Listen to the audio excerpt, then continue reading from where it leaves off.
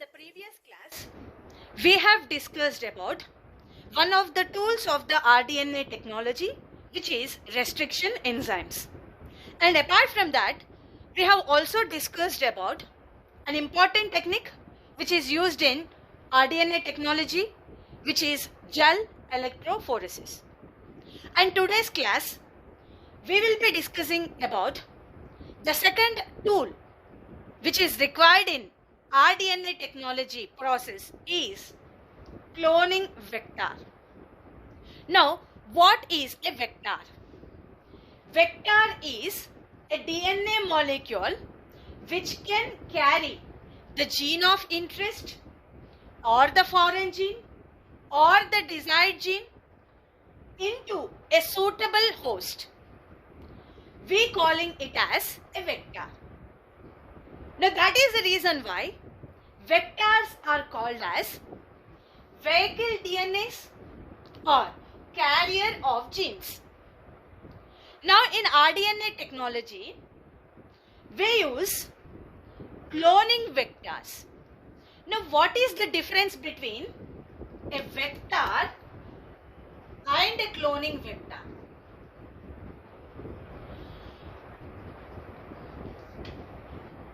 Vector is the DNA molecule which can carry the gene of interest into suitable host. Whereas cloning vector, it is a DNA molecule which can carry the gene of interest into the host. Not only that, apart from transferring the gene of interest into the host, it also helps in increasing the number of gene of interest or desired DNA fragments or desired DNA fragments in the host. So vector means simply a DNA molecule which helps in carrying the gene of interest into the host. But what is a cloning vector? Cloning vector, it helps in transferring the gene of interest into the host, and also it helps in multiplying or increasing the number of gene of interest or desired DNA fragments in the host. Such a kind of a vector is known as a cloning vector. So in rDNA technology, we use cloning vectors. Now we have different types of cloning vectors. Some examples would be plasmids, plasmids, bacteriophages, etc. So there are different types of cloning vectors available. Now we will go with the properties or the characters which are required for a cloning vector. So let us discuss some of the properties of the cloning vector. So the first qualification of the cloning vector is it should have an ORI gene. So the first requirement is, the first qualification is it should have an ORI.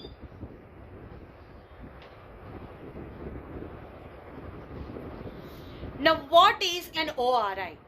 ORI means origin of replication.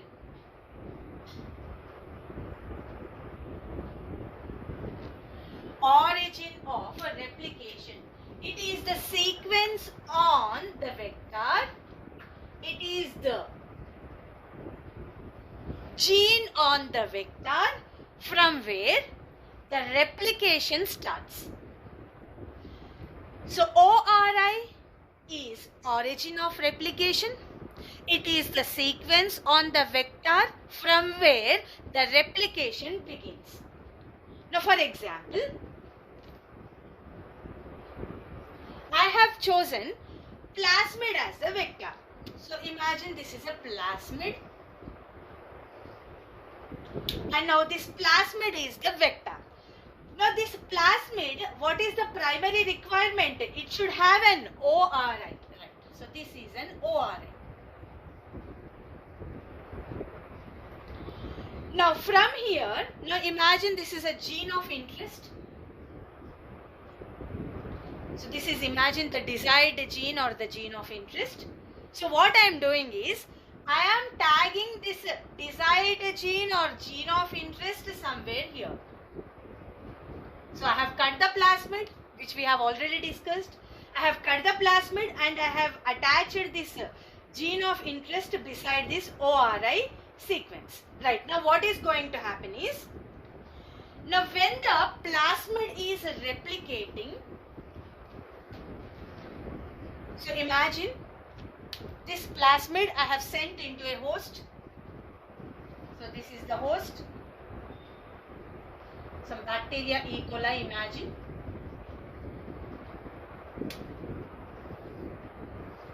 Right. Now here, because this plasmid has an ORI, that means it has the capacity of replication. So now this plasmid is undergoing replication. So when it is undergoing replication, what is happening? Along with the plasmid, even the gene of interest or the desired gene is also replicating. So you can observe here, along with the plasmid, even the gene of interest has also replicated. So that means what? I am getting multiple copies of the gene of interest in the host by using this vector. So such a kind of a vector is known as a cloning vector. So this we have already discussed. What is a cloning vector? Cloning vector not only transfers or carries the gene of interest into the host, but also it helps in increasing the number of gene of interest or the desired DNA fragments. Such a kind of a vector is known as a cloning vector. Now here plasmid is a cloning vector. So the first primary requirement in a cloning vector is it should have an ORI, origin of replication. It is the sequence of the vector from where the replication begins. And second important thing is the ORI also controls the copy number of the desired DNA fragment. Now let us understand this point. Now let's understand the second point. So right, first one is from here, from this sequence onwards the replication begins, and second important point is it controls the copy number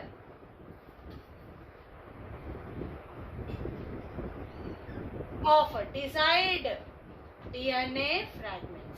Now let's understand the second point. Now here, for example, there are two plasmids. So this is plasmid 1. So this is, imagine this is a plasmid A. And this is the second one, which is plasmid B, second one.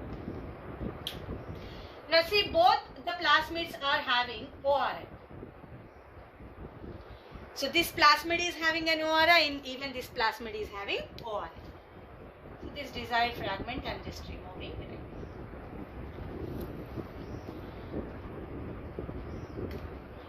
Now right here, now this plasmid is present in a bacterial cell and this plasmid is present in a bacterial cell, another bacterial cell. Now this kind of a plasmid, it has an ORI and this ORI controls the replication capacity of the plasmid. This ORI controls the copy number of the plasmid. Imagine this ORI, because of this ORI, the replication capacity of the plasmid is high. So the ORI is controlling the plasmid replication, and here there is a high replication capacity of the plasmid. Imagine. So what is happening is, because of this replication capacity, a high replication capacity, in one bacterial cell, we can notice around 1000 plasmids.